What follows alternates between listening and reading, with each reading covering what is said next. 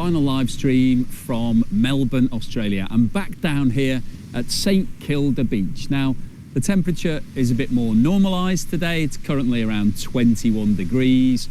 So you can see that the beach is pretty much deserted behind me. Not like it was yesterday when it was completely rammed because it got up to 46 degrees, just insanely hot. So normal day here, and it's a Wednesday when I'm broadcasting this, so most people are at work. You can see somebody having a little paddle in the water behind me there, but it's basically pretty quiet down here at the beach. And I wanted to do this live stream because I've really enjoyed this new format, being able to engage with you directly in a slightly different environment. You know, it's not the Joe Blog studio, a bit more dynamic. I've got one viewer. Thank you very much if you are that one viewer. Please give me a thumbs up so that I get 100% ratio. So yeah, I've enjoyed it. It's been fun, interesting. One of the reasons that I came to Australia was to try some new formats. Thank you for pressing that thumbs up. So yeah, I think I'm going to incorporate this into the channel going forward. I'm going to do a lot more live reporting. So hopefully you'll enjoy it. Hopefully it's the sort of thing that you'd like to see more of. The reason I wanted to talk to you today is really to just give an update on what's going on with the US and the implications of the tariffs that have been introduced by Donald Trump. And I'm not just talking about the implications on the US economy and US businesses. This is actually a global matter, because if you've looked at the markets, you'll have seen that the dollar has continued falling quite rapidly over the past few days. It's now down to its lowest level since February 2022, so that's almost a 4-year low. So that's telling us a story about what's going on with regards to demand for the dollar. But interestingly, as a result of Donald Trump's tariffs, he's been tariffing virtually every country in the world over the past 12 months since he came into power. And one of the biggest economies that's been hit is India. So they're currently facing 50% tariffs on all of their exports into the US. And that's partly as a result of the fact that India is continuing to deal with Russia. It's buying lots of Russian oil, and it's keeping the Russian oil industry afloat, basically, because if India wasn't buying the amount of oil it currently is, then Russia would have to cut back on its production.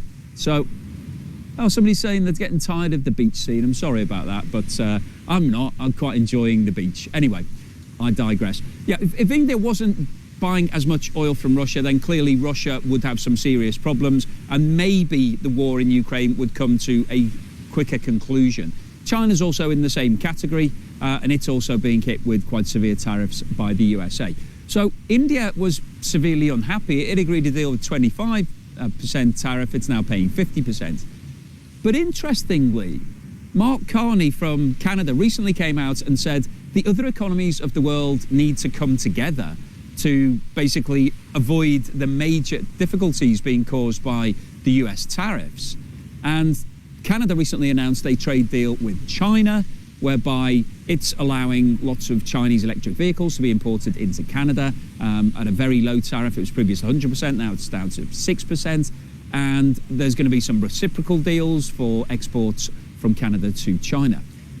But interestingly, India and the European Union have just signed what Ursula von der Leyen has badged as the mother of all deals. Now, this trade deal has been in discussion for almost 2 decades, 20 years. So it's not something that's just happened since Donald Trump came into power. But I think what has happened since Donald Trump took over is that there's been more of a focus on getting that deal done. And India and the European Union have both realized that they need to protect themselves, that they can't just rely upon the biggest economy in the world, the US, for all of their exports. So they've now announced a deal whereby 97% of all of the trade between the two countries will be tariff-free. So that is massive. Now, it's not going to happen overnight. It's going to be gradually introduced. But importantly, from the European Union's point of view, India has agreed to drop the tariff on car imports from the current level of 110% to 10% on 250,000 vehicles per year. So that is a massive concession, and it's really good news for companies like BMW, Volkswagen, Audi, Mercedes, who are obviously struggling with regards to the additional tariffs that have been applied against their vehicles in the US market. They're now seeing access to India, which, let's not forget, India is the biggest country in the world in terms of population, has 1.4 billion people. Now, not all of them are economically active, but it is one of the fastest growing economies in the world, and the middle classes are getting bigger all the time, so their purchasing power is increasing. So this is seen as being a landmark deal, not just for the European Union, but also for India, because India produces a lot of labour-intensive products like apparel, so clothing, textiles, leather goods, gems, jewellery, as well as chemicals and other types of basic exports. Now, all of those face tariffs at the moment when they're exported to the European Union. That is going to be waived. Those tariffs will come down to zero. So this is really good news for India as well. And over the past 12 months, the bilateral trade between India and the European Union has actually become India's biggest bilateral agreement. It was $136 billion in the past 12 months. So this is a real step forward for both the European Union, which is 27 countries, and India. But more importantly, I think it tells us that the global economy is now readjusting to what's been happening in the US over the past 12 months. So we've seen the US basically saying, okay, we are going to tariff everybody. We've been letting everybody get away without these tariffs. We're going to basically add a tax onto all of the products that you're selling into the US to make them more expensive, to give, firstly, American companies a chance to compete, and secondly, to earn some revenue for the Fed, for the central government. They're going to take some tax at source. So that's what's happened. But the reaction to that now is that all the other economies are starting to look at each other and say, okay, if the US is being more difficult, then why don't we just do more trade with each other? Do we need the US? So it's a really fascinating argument and discussion, because Donald Trump has laid out a story whereby everybody needs the US economy. You know, the US is the biggest economy. It is the biggest buyer of products. But one of the reasons for that is because it's a net importer. It needs to buy products. It can't produce all of the things that it needs itself. So by necessity, the US is the world's biggest buyer. And what it's doing is making all of those imports more expensive, which is going to be detrimental, firstly, to consumers. So US consumers are going to have to pay higher prices for their products because of the additional tariff. And secondly, for US businesses that import components and supplies and materials and products that they then package up and sell on. They're seeing an increase in their input costs, which is going to increase their sales prices, which will make them less competitive. And so it's detrimental in a secondary way to US businesses that aren't doing everything from a homegrown perspective. So I think we're going to see some negative impacts on the US economy over the next 12 to 18 months of these additional tariffs. But more importantly, I think we're seeing the rest of the world waking up to the fact that they need to stop relying on the US markets and start selling into other markets. And that's what we're seeing from this India-EU trade deal. They finally, after 20 years of arguing, agreed that they need to do a deal, they need to start doing more business with each other, and that's happening. And I think we will see more of this. Keir Starmer in the UK yesterday said that he wasn't going to be bullied by the US and that the UK would do a good trade deal with China, despite the fact that Canada has been hit with this 100% tariff, or threatened with the 100% tariff. It hasn't actually been implemented as a result of the trade deal that it's done with China. Now, Donald Trump is doing that because he wants to stop other countries from agreeing deals with each other that basically cuts the US out of the chain. You know, it's basically keeping the US as the most important economy in the world. But unfortunately, if you make it more difficult to do trade in the US, then obviously people are going to make decisions to sell things into other countries. And that's exactly what we're seeing. And that ties back to what I said at the start of this episode, that the US dollar is really struggling at the moment. It's on a big downward spiral. It's at its lowest point for the last 4 years, and it's likely that that's going to continue. That's what the markets are telling us. So what that will do is basically, it's good for exporters because it makes US exports relatively cheaper if the US dollar is weaker, because it reduces the price of all of those exports. But from an imports point of view, it makes imports more expensive because you've got less purchasing power for the dollar. So that's going to push up prices at the same time as the increased tariffs is also going to push up prices. So we're likely to see a continued pressure on inflation in the US over the next 6 to 12 months. And what that means is that the Fed is going to want to keep interest rates at a higher level to offset the problems with inflation, because keeping interest rates up means that it's more expensive to borrow. Therefore, it's less likely that companies and individuals will take on cash. And so they won't spend as much, they won't invest as much, they won't have that capital to put to use. And so that reduces spending, reduces demand, and therefore keeps prices at a lower level.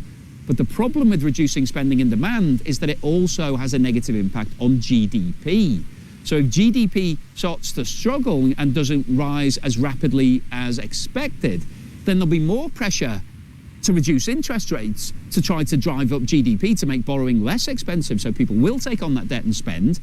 But if import prices are going up because of the tariffs and also because of a weakened dollar, you've got conflicting forces pulling in opposite directions.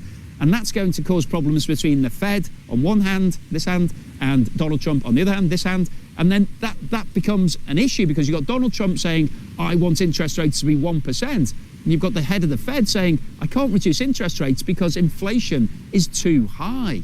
So this is becoming a bit of a self-inflicted problem for the US. And if these tariffs do continue at the current levels, if 100% tariff was applied against Canadian imports, for example, which are over $400 billion per year is imported from Canada to the US. And the reason why the US is importing from Canada isn't because it's doing Canada a favor. It wants to help out a neighbor. It's doing it because the US needs fuel. It needs oil and gas and electricity. It does produce some of its own, not enough to service all of its markets. And also, you know, it's geographically a large space, the US, so it's easier to import some of that oil and electricity directly over the border from Canada than it is from other parts of the US.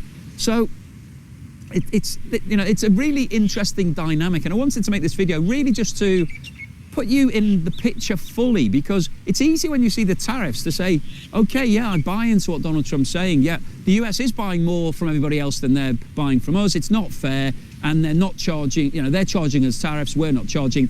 Right, let's sort it all out and let's get everything on an equal level playing field. But you need to look into the wider implications of this and what's happening to the US economy and the dollar. And the bottom line here is that the reason the US is buying all these things from the rest of the world is because it doesn't make enough of its own things to be able to service its home market, and it can't do it at the same price as overseas. So it's very easy to say, well, okay, let's just ban all imports and make everything in the US. But the reason why industries like the car industry have outsourced to Mexico isn't because they're doing Mexico a favor. It's because labor and land and everything relating to the production of vehicles is significantly cheaper in Mexico than it is in the US. Therefore, you can produce those cars at a lower price and then sell them in the US at a lower price to get more sales.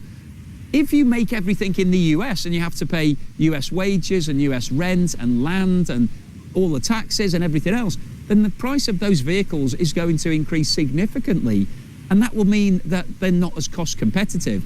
And consumers, whilst everybody likes to buy homegrown product, it's a nice feeling to say, okay, let's buy stuff that's made in my country. At the end of the day, we've all got a limited amount of cash. And when it comes to purchasing decisions, you always look at the price.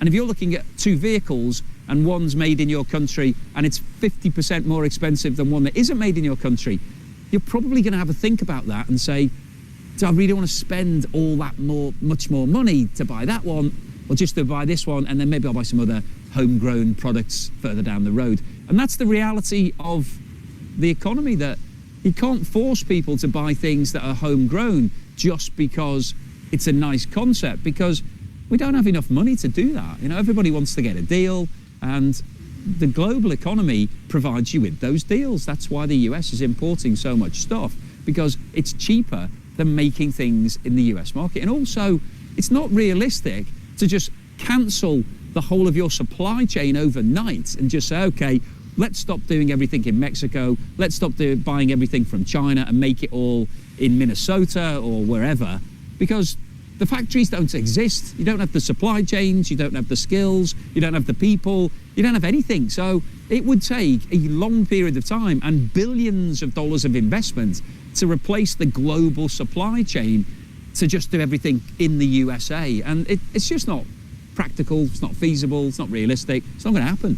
So I wanted to make this episode really just to pull together all the things that are happening at the moment, talk about these tariffs, and basically just, I think, come back to reality of saying, okay, you know, it's one thing saying, fair enough, we need to increase the cost of imports. That's fine. I think Donald Trump has done quite a good job in doing that.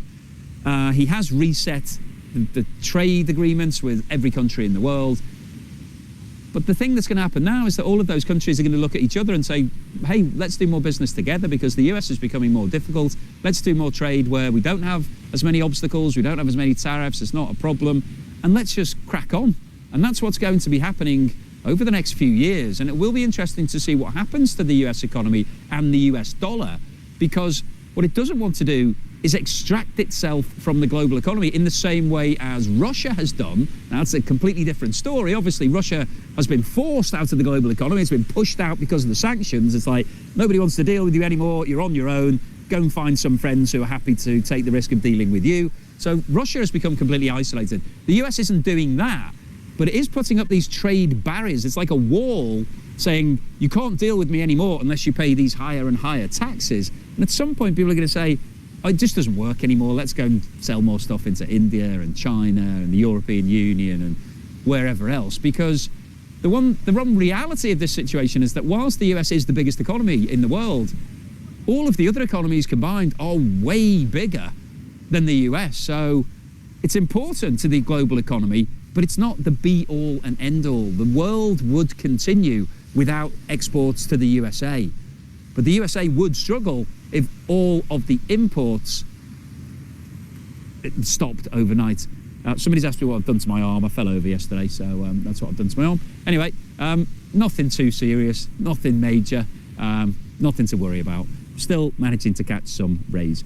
Anyway, I just wanted to make this episode really because it's the last time I'll be here at St Kilda Beach. I feel a bit sad, actually, that I've had such a great time here. I've been here for 8 days. I was wondering before I came whether or not it's possible to come to Australia for 8 days, whether I'd just be completely upside down with jet lag. I'm not. It's been fine. It's, you know, I think if you manage the jet lag, it's okay. Also, it's quite exciting coming somewhere like this. The sun helps. You know, it's a nice warm environment. You can get out and about. It's quite cool. So yeah, I've enjoyed it. It's been really good fun. Melbourne's a great place. If you've never been, definitely put it on your to-do list. Loads of stuff to do here, really fun things. So I've really enjoyed my time down here in Melbourne. Give me a like if you're watching now, because it's not, the like count is still pretty low. Somebody's just sent me a thing. Somebody has just sent me much love. Yeah, much love to you, brother, as well. Yeah, it's been a great time. I've really enjoyed it. Thank you very much for joining me for these live streams. Really appreciated it. Something I've wanted to try for a while. I think it's working okay. It's more fun for me. I'm enjoying it. It's a bit more relaxed. Less graphs, more chatting. This channel is getting boring. Too many videos about nothing, really. Well, thank you very much. Good of you to say that. So thank you very much for joining me on these live streams. Enjoyed it. If you find me boring, then please stop watching, because nothing's compulsory in life. So don't waste your time sending me messages. What's the point? You know, you just wasted all that time sending me negative messages. I don't care. I'm having a nice time on the beach. Anyway, hopefully you're having a nice time wherever you are. Even if it's minus 40 and snowing or raining or whatever it is, you know, it will pass. Weather is just a passing thing. It comes and goes. But just enjoy your day. Do something fun today. Do something for yourself, a little bit of a treat. You know, something maybe you haven't done for a while, whether it be something as simple as just making yourself a hot chocolate, taking a walk, going to see a friend, making a phone call, watching your favourite TV show, whatever it might be, doesn't really matter. Just do something that sort of 20 minutes, half an hour for yourself, look after yourself, have a good time, I'm doing so hopefully you will as well. Thank you for watching this live stream, and I will see you again when I am back on the next live stream. Who knows when it'll be? I'm not quite sure. I don't want to be categorical. I might even squeeze another one in before I leave Australia. But thank you so much for everybody who's watching. I'm up to 43 likes. Thank you for that. Cheers from the Netherlands. Thank you very much. Thanks to your Brids. Okay, thank you to everyone for watching this, and I will see you again very soon.